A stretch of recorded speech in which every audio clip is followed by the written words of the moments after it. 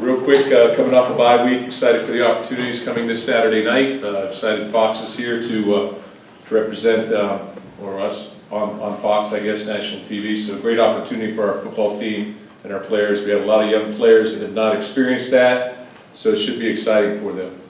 I want to recognize Kirk Gibson. He'll be our honorary captain as well this weekend, so it'd be great to have him involved with our football team in that regard.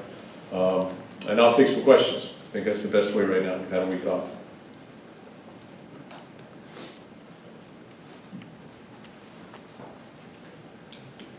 The wideouts, I think, by all accounts, been pretty impressive for a group that had 14 catches. The work he's had a good start. For Brian and those guys, has this become a real telling, I don't know if it's the first telling test, but a new chapter in their playmaking ability? Yeah, you know, I think our football team, you know, we're just taking things one step at a time as we go. You know, the first 2 steps have been completed. Now it's the 3rd step. Obviously, you have a national game. It's a little bit more intensity around it, I guess. I can't really say that from an internal perspective because I think that's how we've been in every football game. But we just keep taking steps. Next week is going to be another challenge. I think we'll evaluate our situation at the end of the season in that regard of the wide receivers, but I've been impressed thus far. Like I said earlier on, you know, we knew we only had 14 catches coming back, but you know, we knew we'd have more than 14 at the beginning after the first game. So, you know, we just, you know, when you're young, provides opportunity, but I do think our guys are good players and they'll have opportunities to make plays. Mark, you look at the red zone offense, 7 of 8 in touchdowns. That's obviously a point of emphasis for you guys. What actually has been working well inside the red zone with Brian and the offense? Well, really, we'd be 8 for 8 with the exception of that fumble. So we played well in the red zone and we produced. And I think last year that's one of the things maybe we didn't do as well. You know, even if you look back to the Penn State game, 4 times inside the 10 in the first half last year. You know, 6 times inside the 20 against Michigan last year. You know, we had to kick field goals. This year we're scoring. I think it's execution. I think it's a mindset, not just from your coaching staff, from your players, and it was a big point of emphasis. And right now we're getting that done. Again, step-by-step process in terms of we got to continue to be able to do that to be successful. I would like to see, you know, our guy kick a field goal at one point, but you know, it's not all bad either. He'll have his opportunities. Mark, just talk about the unique challenge that their quarterback Wimbush presents. Obviously, he's run the ball pretty well, but through the first few games has had some success throwing the ball as well. Just talk about that challenge of, you know, him being kind of a dual threat guy. Yeah, you know, Brandon Wimbush is a guy that can create. I don't think there's any question that he can create. You know, when you look at a quarterback, I've said it all along, you got to be able to create with your mind, your throwing motion, your mechanics, your release, or with your feet. You saw what he could do this last week. A lot of plays broke down, and he created even the shovel pass. You know, the shovel pass hung up, and he runs for 70 yards. So he's a dynamic athlete. He obviously has a good style of leadership. You can see that they follow him, and even though I think he's a redshirt sophomore, you know, he's a relatively young player in that regard. So, you know, obviously you got to control a guy. You can't allow a quarterback to run for 205 yards. You know, that's not a good equation to win. Mark, you just mentioned your red zone times this year. You would be 8 for 8 after the fumble. Notre Dame is perfect in the red zone so far. They're 15 for 15. Is there anything you've noticed out of them that's made them that successful in those trips this year? Well, I think again it goes back to what they're doing. You know, in terms of when we're talking touchdowns, we're talking field goals, those type of things, but. I think the quarterback has created. You also have, you know, a number of good running backs, but Adams is special as well. He's been able to break tackles and get in the end zone. But I think Wimbush has created a number of times to accomplish it. Make plays. Do you see Notre Dame as more committed to the run as maybe past teams you've played them, or is this just a matter of personnel for this group? I think they take shots down the field. You know, you're going to see them go up top. You know, that's not going to stop. So they're going to want to pass the ball as well. They want to stay balanced like everybody, and they want to see their players grow in that aspect as well. So I think it's all down and distance and situation where the game is at in terms of, the score and quarter and those type of things. I think all those things will predicate whether they run or they throw. I do think a lot of times he'll drop back to throw and he creates. He takes off with the ball. So, you can't negate that fact. Mark, you have 3 rivals on your schedule that are kind of personal, Michigan and Ohio State, maybe for other reasons. Why is this one personal? You kind of addressed the rivalry last week, but why is Notre Dame in this game special to you? I think, back in the day, way back in the day, I grew up and there were 3 channels. There was ABC, I don't want to advertise for them, I guess, but 3 channels. And then the Notre Dame game, Notre Dame football was always on Sunday. Lindsey Nelson. And I'd watch it. Lindsey Nelson. Yeah, and I'd watch it. And I think so you grew up a little bit seeing Notre Dame, seeing Michigan State back in the '66 game. I watched that game as a young person. And so I just got involved in that respect. And then when I came here as an assistant coach, we played them in 97, 98, 99, 2000. They were always very good games. And so then when I came back, I think they were 4th game on our schedule, and here we go. So they've been good games, great games, and they're always going to be packed houses, and they're always going to be nationally televised, and there's always going to be a little something that goes with that game. Just made it a rivalry, I guess. It's one of those things. Mark, you mentioned your history of watching Notre Dame play. Have you given any thought, 4 on, 2 off, being done in the series, this being potentially the last game you'll ever coach in the rivalry? I did give that a little thought. Don't count me out, though. Don't count me out. Is it 2022? I think it's that is. 26. Oh, I thought there were 23. I'll be 70. Okay, but I have thought about that. This is the last one for a while. So, but just sort of in passing. In your history of it, is there any moments? Obviously, there are a lot of big plays, big games. Is there any one that stick out? Is it Little Giants, or is there anything that maybe that sticks out? Stick out for you. A lot of things happened in that day. So that was, what was that? Yesterday, 7 years yesterday. Yeah. So that one sticks out. That prompted some questions, I see. Mark, you talking about Brian Kelly, a guy you've coached against quite a bit, followed you at Cincinnati, obviously, but he's I guess kind of gone under a lot of heat down there, a lot of pressure down there. Just what's it like to kind of go through those things when fans are all upset and you go through a rough season? And really, you could ask me that? Well, I don't mean like for you, but I mean to see a guy well, and just the challenges he's dealing with down there at Notre Dame. I think every football coach in America in a major college deals with pressure. I don't think there's any question if that's happening, if that happens, and what have you done for me lately? I mean, that's the world we're living in. I don't think that's just sports or athletics, and so it's challenging. It's challenging when you're the head of the program, when you're trying to control everything, but things are out of your control. I think being a head football coach and you think that everything is under your control, I can tell you that a lot of it's not. Blocking, tackling, leverage, all these different things, just in the game of football. So it's difficult, and you have to answer for those questions, and so it becomes difficult. But I got a lot of respect for Brian Kelly and the success that he's had, and the position that he holds currently at Notre Dame, or the position I hold currently. I say that because, just status quo. And I got a lot of respect for the head coaches across this country because it's a difficult job. But it's a fun job. You get to interact with young people, get to do things your way, you get to set precedent, you get to make an impact on people in the community and on and off the field, and all those things are good things to do. And so, you really sort of live in a dream, but sometimes there's nightmares, I guess. Mark, when you look at Notre Dame's offensive line going up against your defensive line, pretty key matchup there in terms of what they're trying to do with running the ball right now. Mm-hmm. I guess from your side on the defensive ends and the tackles, what kind of things that those guys have to do to help stop that?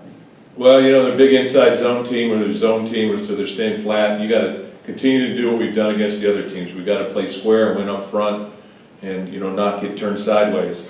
And then we gotta tackle well. I think a lot of the plays that you've seen, you know, are a result of missed tackles.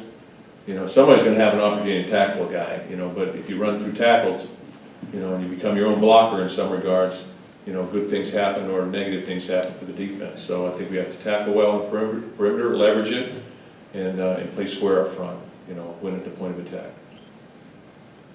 Mark, what have you learned about your team through 2 weeks that you didn't know 3 weeks ago? And then what do you think you'll learn? What are you still curious about that you might learn Saturday or the following couple Saturdays? You know, what I've learned about our football team is that we'll compete. We're a very excitable group. We have fun. We have a lot of fun. They enjoy practice. They enjoy playing. They enjoy getting ready for a football game. And they sort of like their place right now. I think they like their place. And so we just have to continue to just sort of take a step-by-step process here as we go through this. And each challenge, every week brings a new challenge. And that's the way it's going to be the entire year. Every week will bring a new challenge. And, you know, we have to be able to handle those challenges. And take the good with the bad. You talked about your defensive line, but now I want to talk about your offensive line, especially the way they like to get pressure up the middle to make your runners go east or west. I'm just curious, you've seen them on film. What's your assessment of their defensive line? Active, big, you know, they're going to try and control the C gap. I think anytime, you know, in a run defense, when we're trying to run the football, if you can control the C gap, if you can control the nose tackle position, you know, the zero, A gap type things, you know, that's when it's the toughest to run the football. So they want to put a big guy, 690 pounds, 6'3.5", over the tight end, if he's to the field or something like that. You know, that's a big guy. You got to get movement. You got to win that. You got to win that individual battle. So they're active. Their linebackers play downhill. They're playing well defensively. I think for all the things that you hear about the big plays, because that's what I guess sells tickets. You know, they're playing well defensively. I think they're playing well in the front seven. You don't see a lot of people running the ball very effectively against them, and they haven't given up a lot of points. So that's tough. Tranquil at their rover spot, I mean, does a lot of different things. Not the biggest guy in the world, but certainly does a lot athletically. Can you talk about him, please? Yeah, you know, he's been playing really since, I think, that he plays a true freshman, but he's playing a long time. He's played in the secondary, so he's an athletic guy. He has that type of speed.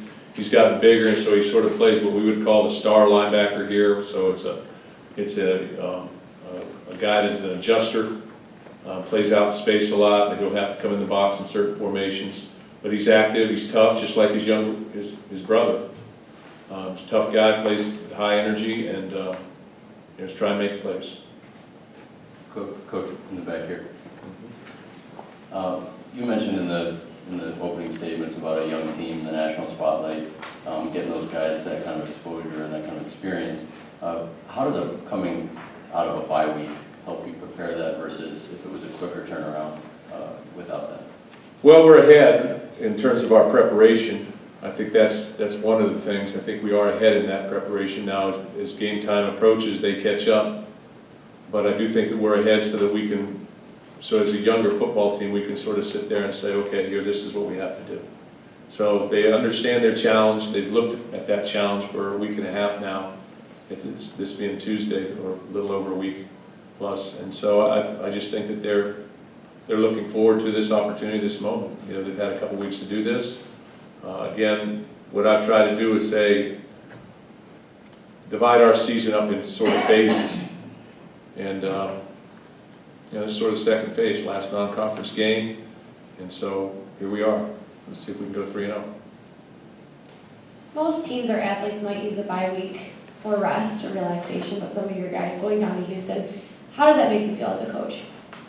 I'm very proud of our football team. I've always been proud of our football team. Do we always do everything right? No, as evidenced by some of the things that have gone on. But, you know, it's usually the 95%, 5% rule in that regard. 95% of our guys are going to do what's right in this community and what's right for the other people. And I ask our players all the time, try and be a light for others. You know, 10 guys went down to Houston and they did some great things.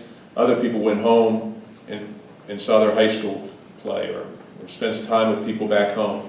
We have the Lansing Promise we're involved in, so we'll bring a group of people from an elementary school to practice today, from the entire elementary school, the fourth, I think maybe the fifth and sixth graders or something of that nature.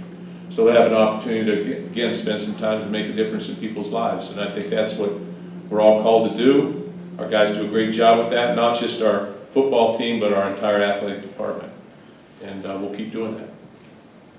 Going off of what Matt said, for a lot of your young players, this is probably going to be their only opportunity to play against Notre Dame. How do you go about kind of expressing the importance of this to them? Do you kind of treat it like any other game, or do you tell them about the finality and how this will kind of be their only shot?